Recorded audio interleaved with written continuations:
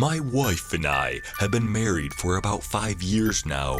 My wife Amber has always mumbled in her sleep. Her family even jokes about how she often mumbles in her sleep at holiday dinners and gatherings. The only person who doesn't laugh is her mother, Katrina. Years ago when we first met, Katrina pulled me aside and told me that Amber used to sleepwalk. She told me that it was never a good idea to wake my wife up in the middle of a dream or try to engage with her indistinct mumbling. I promised Katrina that I wouldn't mess with Amber during one of her episodes.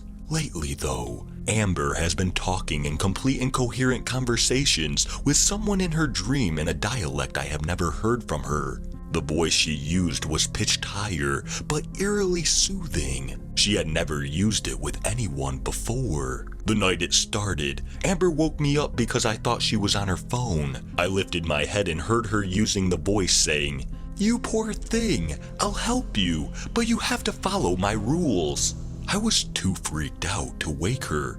The next night, she woke me up again, but she spoke to the person or child more sternly. "You know that you live here, right? You can't follow me out again," she said. The next morning, I called Katrina, Amber's mother. Katrina recounted a story from Amber's childhood when she had an imaginary friend named Orion. Amber would act out in bad behavior and blame it on Orion. Katrina had taken Amber to therapy after Orion made her take a pocket knife to school. Katrina said that Orion was never mentioned again. Katrina reminded me that I should never wake or talk to Amber during an episode. On the third night, I heard Amber scolding the dream child in her dreams, but kept that strange high-pitched nurturing voice. "We can't keep having this conversation. You can't come out again. Real people will get hurt," she argued. In my concern, I gently placed my hand on Amber's back and began to slowly move it in a calm circular motion across her skin to wake her up. Amber rustled in the blankets and sleepily lifted her head. "Hey, sweetie, who are you talking to?" I quietly asked her. "It's okay, darling. Orion can't get us out here," she reassured me as she rolled over and went back to sleep. The next morning at breakfast, I asked Amber to tell me more about Orion. "Sweetie, something weird has been going on, and I've been wanting to ask you about something," I said nervously. "Is everything okay, Henry?" Amber asked with deep concern. "You've been talking in your sleep to someone named Orion. Do you remember your dreams at all?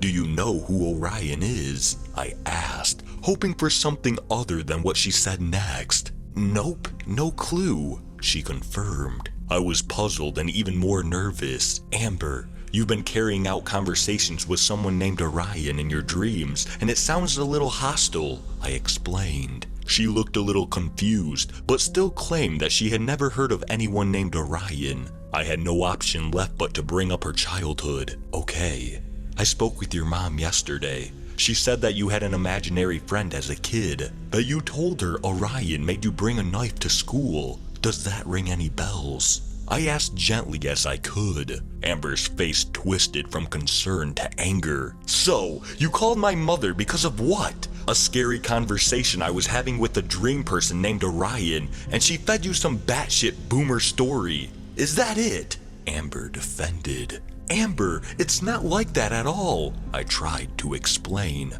"Bullcrap, Henry! You got scared of a bad dream that I was having, and you called my alcoholic mother who has 3 bottles of wine a day.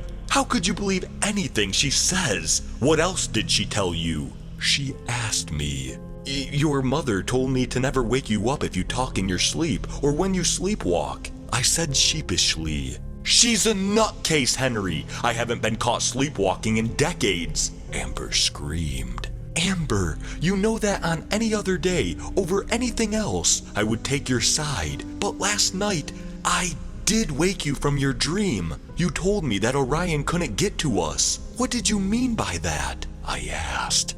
"What the heck is wrong with you people?" she yelled in escalated anger. Her face was turning red. "I'm a good wife, Henry. I can't even sleep without my mother getting involved," she cried. "Amber, I'm sorry, okay? I'm sorry. The sleep talking really scares me though," I tried to explain.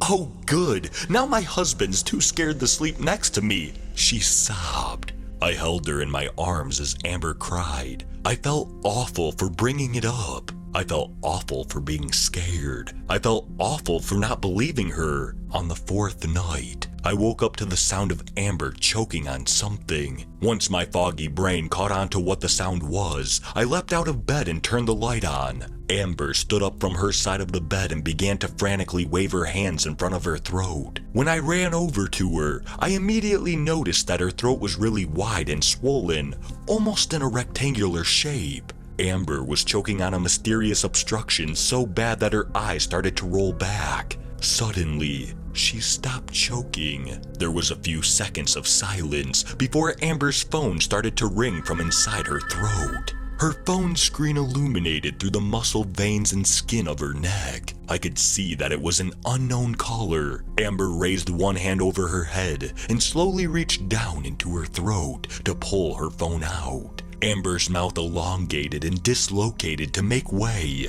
The phone rang as it slid up her airway and her throat returned to its normal shape. She never gagged or coughed. Amber held the phone out in my direction with an extended arm. She used that creepy voice. "Here you go, darling. It's for you," Amber said. I reached out, took the phone, and held it to my ear. Hello?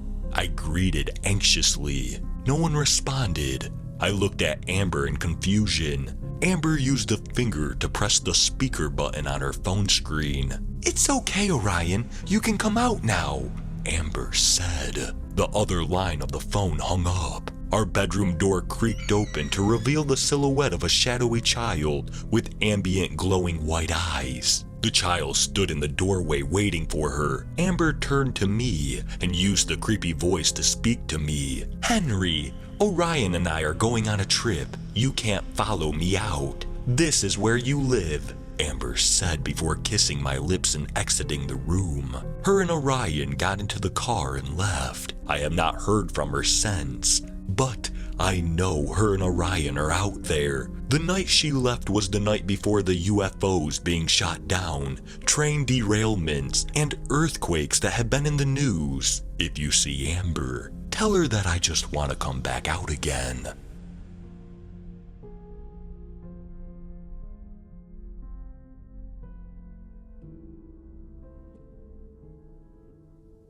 Thank you for listening to My Wife Uses a Different Voice When She Talks in Her Sleep by Practicing My Rights. If you enjoyed this story, please leave a like. And if you enjoy hearing stories from me, please subscribe and become a resident of Hill Street and let me know how I'm doing in the comments. And I hope all of you have a fantastic night.